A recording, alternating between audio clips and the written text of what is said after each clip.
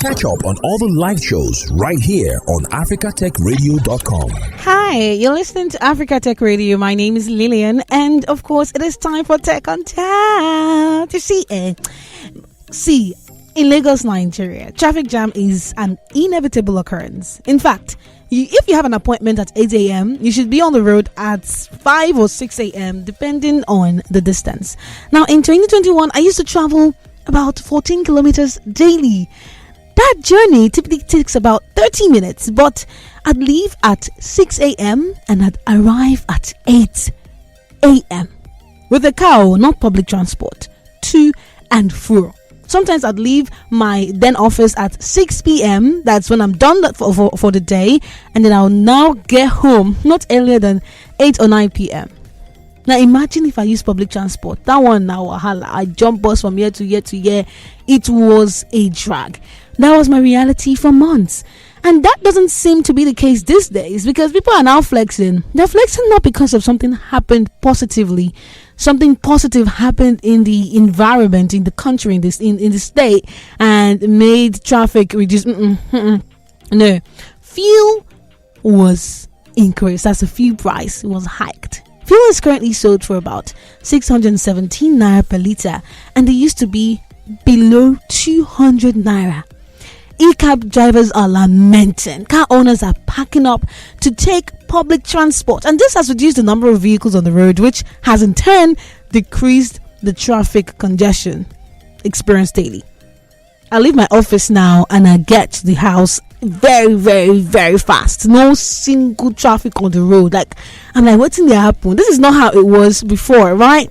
But you know what? I'm here with good tidings. I know you might be looking for ways to reduce fuel consumption so that you can take your car off of the garage, wash it, and drive it, and you would not spend a lot on fuel. Now, this is not going to save the fuel exponentially, but it's going to play a big role in your fuel consumption or saving your fuel. Okay? It's going to play a big role in fuel saving. Yes.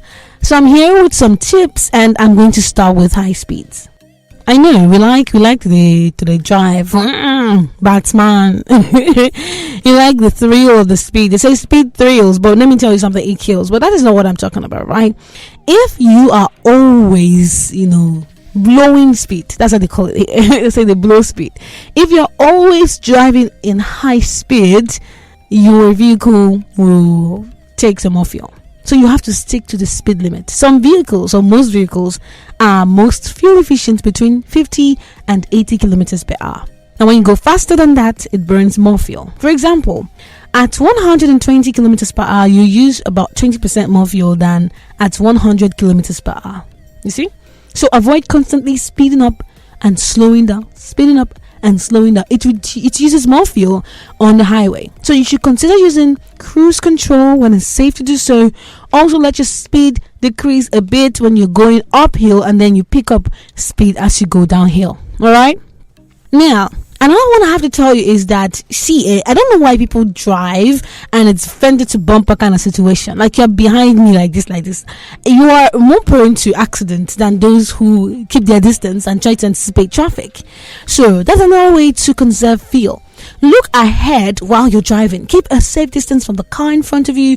By paying attention to what other drivers are doing, you can avoid sudden stops and starts, which will save your fuel and keep you safer, because there's nothing more important than you being alive. So try to anticipate what's happening on the road ahead to avoid unnecessary braking and accelerating, starting and stopping. Okay?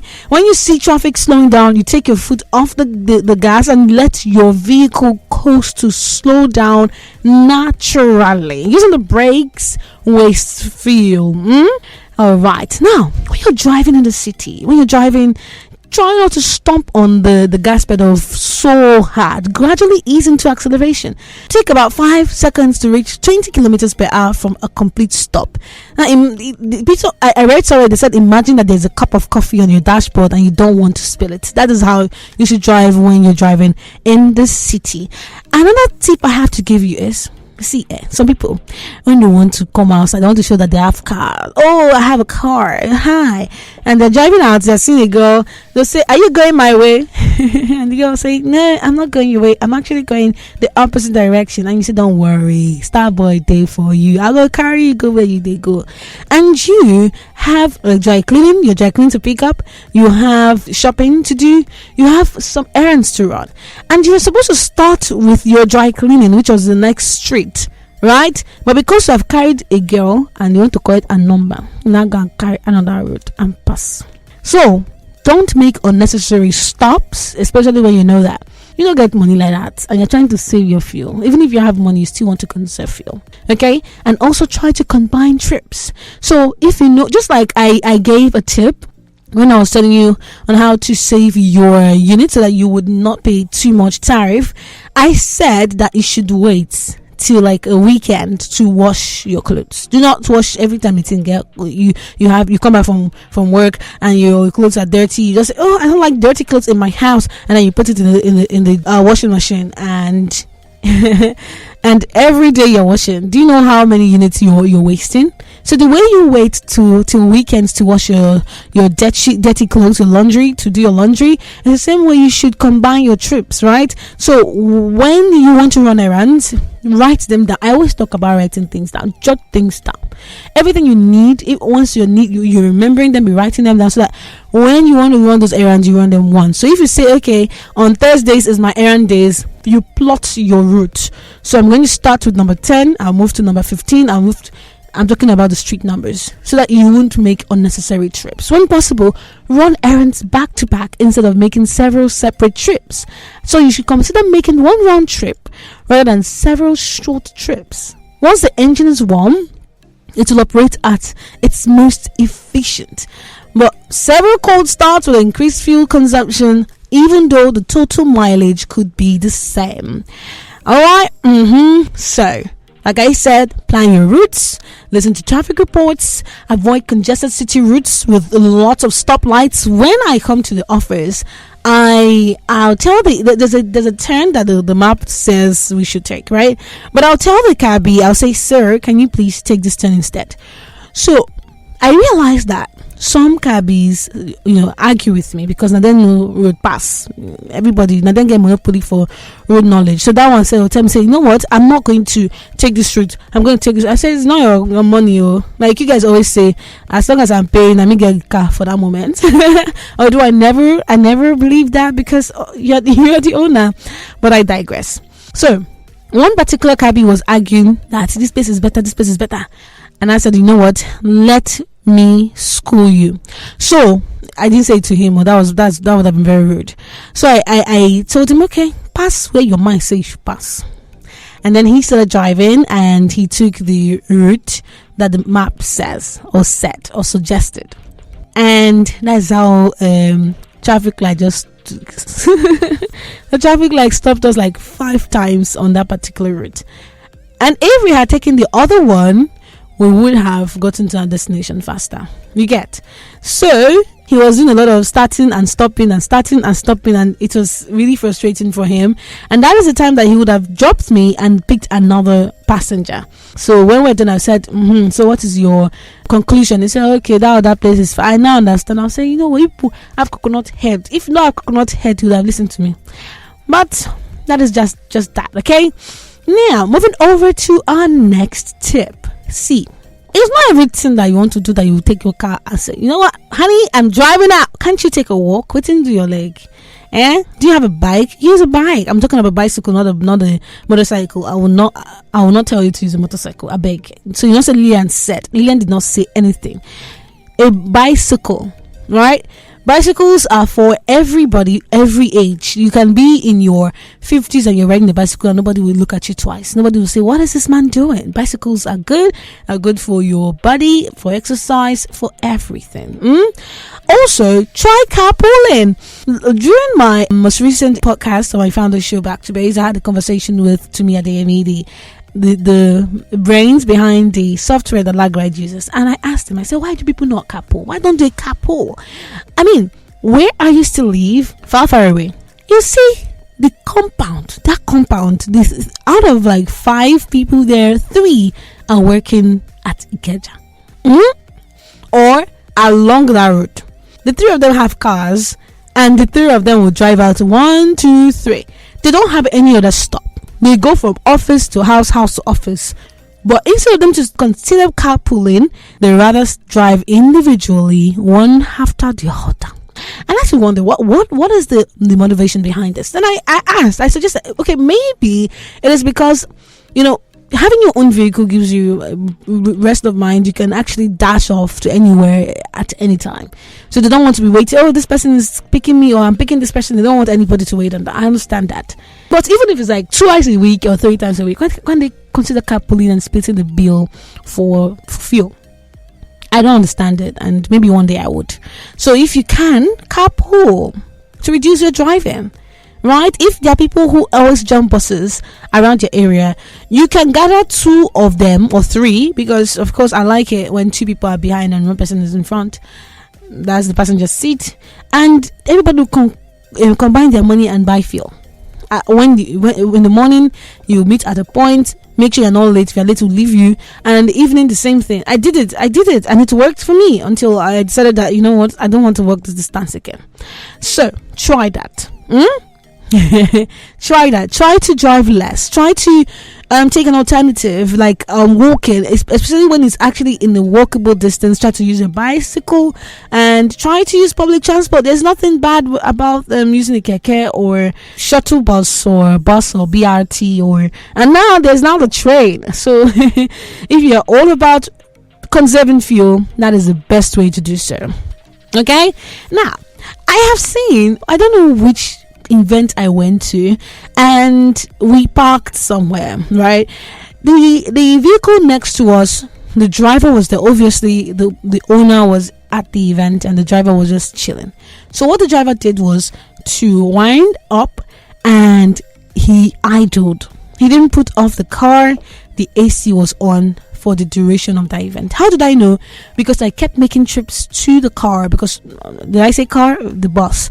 Because I had things I kept in the bus, so I would just go back, pick it up, or go back, drop something. Because I was a part of the event. I was not just an attendee. So every time I notice that this guy is still on, if you touch it, it is very hot. And my colleague mentioned something. He said, this guy now will not tell his oga that before I know the last though. But you did not even turn off the vehicle. If you've stopped for more than 3 minutes, why is the vehicle still on? Unless you're having a meeting and you don't want to suffocate and you don't want noise, that is understandable. But if there's no apparent reason, if there are other things that you can do, why are you idling for that long? Right? Some say 60 seconds. After 60 seconds, you turn off your engine to save fuel. Well, some say 3 minutes, but do not do that if you know that if you put off your engine will not run again, because somebody will come and bring their what's it called, battery for you to charge your own battery. Do you understand? I'm just giving you a piece of advice. And do not forget that regular maintenance is always the way to go. Regular maintenance is always the way to go. Keep your vehicle well maintained for better fuel efficiency. Regular servicing and proper engine care will always help, because if you do not maintain your engine, your vehicle regularly, it puts strain on your engine, and then that drags some more fuel. Okay, now I have seen people talk about how their spouse, especially women, this is not me saying that women cannot do certain things, no, but I'm just talking about the memes I see on social media. They'll talk about how a woman who will be on the road, she wants to go out and all she knows is to go and start her car. She does not check oil, she does not check anything. She just go, hey honey, I'm going to work, and just start the vehicle. But the man will come out in the morning, a typical man, and check if engine. He'll start the car for a while, do this and do that. My friend will tell me that he'll drive for some minutes before he even puts on his AC or winds up, so he will check if there's any sound, because he doesn't want any reason for his car to just stop in the middle of the road at the middle of the night, or in the middle of the express or a bridge. Do you understand what I'm saying? So take very good care of your vehicle, maintain it regularly, and it will serve you. They say if you service a vehicle, your vehicle will serve you. All right. So today, this next tip, today I ordered a ride, and when I did, the driver called me and he said, madam, you get load? I have never heard anybody ask me that before. Nobody had ever asked me that prior to this morning. And I said, no, why? He said, I just say you didn't near market. I just want to know whether you carry load. I said, no. So I was still perplexed. I was still thinking, why would he ask me that question, you know? But I let it go. Then when he eventually arrived and picked me up, I said, okay, now you did. I just say you didn't near that market too, because there's one day like that. One woman called me. The load where keke no fit carry, load where short no fit carry. She want me Uber carry up. I said, hey. She said, "That be my own boss. I will please carry all that load." She's come carry one for head, 2 wheelbarrow full, and 1 for head. And she want me I come carry. I said, tall, because today, honestly, I was not in a chit-chatting mood. No, I was like tall, but I was thinking about it. Right? Why would you call a vehicle, a Camry or a Corolla, to carry in tons of things you bought in the market? Like, why? What happened to the trucks, the pickups that were specifically designed to do that? First of all, have you thought about what to do to the car, right? Apart from the other, issues that might happen to the car because of too much load, lightening the load also can help you save fuel. Yes. There's this argument that says the heavier a vehicle is, the more fuel to use for. So don't keep unnecessary items in your boot. There's some people who they have another room in their boots. Everything that they get for a room, their apartment, they have a copy of that in their boots. They have a dumbbell. They have TV. They have this. They have that. So don't keep unnecessary items in your boots, because they add weight to your vehicle, and it is not going to help your fuel economy in the long run. We're trying to help you save money here now. It's not like you bring me the extra money and say, Lillian, because you've helped me save money, I want to give you this. You can still do that now. Anyway, don't mind me. Okay. Now, you see your tires. You see when the man will come out and do boom, boom, hit the tires. Once you see that whether the tires are inflated, always make sure your tires are properly inflated, because under-inflated tires can cause an increase in fuel consumption. And for that, you have to check your tire pressure regularly. The pressure, it's not supposed to go under. Do not let it go under. You will go, right? You understand. And now for the question that has caused some sort of debates on various platforms, because when this fuel hike started, because it was a gradual process, when it started, you take a cab, and some of those cabs will tell you, madam, I not go on ACO because my fuel and I'm like, bro, it's hot and I need AC. I'm paying for this. Do you understand? And they'll bring this puppy eye and say, madam, see, I cannot put on the AC because it's going to hurt my feel. And because I'm not a bad person, I'll just say, you know what, it's okay. But you'll be on it intermittently. You go on and offer because I need AC. You get. So there was this big argument. Some people said people don't even know that it is when your AC is off and your windows are wound down that fuel will be consumed. So you know what? I went online and I said, I have to find out what the cocoa of the matter is. And I did. I actually did. I found out what it was. So I went on, I started searching, right, and I checked how stuff works, and I got the whole gist. Do you understand what I'm saying? I know you don't understand because I'm not giving you the gist. So the thing is, should you keep your windows up and put on the AC, or put your windows down and put off the AC, which conserves more fuel? So when it comes to saving money on feel during warm weather, you might wonder if it's better to drive with the windows down or use the air conditioning. And the answer depends on a couple of things. First of all, let's talk about how your car's air conditioning works. It runs on a compressor that uses extra fuel to keep you cool. And the second thing to consider is air resistance or drag. Now, when you roll down your windows, it lets air into your car and it creates resistance similar to a parachute, slowing you down. So, does the drag effect affect fuel economy more than air conditioning? Well, it depends on your car. So, a study was conducted, right, by the Society of Automotive Engineers. They call them the SAE. They found some interesting results. In one test, they used a full-sized SUV with an 8.1 liter V8 engine and a full-size sedan equipped with a 4.6 liter V8 engine. Now, for the sedan, when the windows were down, the efficiency was reduced by 20%, while the SUV's fuel efficiency was reduced by just 8%. Now, these differences highlight that the more aerodynamic the vehicle, the more drag open windows will create, right? However, for newer, more efficient cars, the difference is likely small. In another SAE test using a 2009 Toyota Corolla at various speeds, they found out that the Corolla had to go over 80 miles per hour with windows down before air conditioning became more fuel efficient.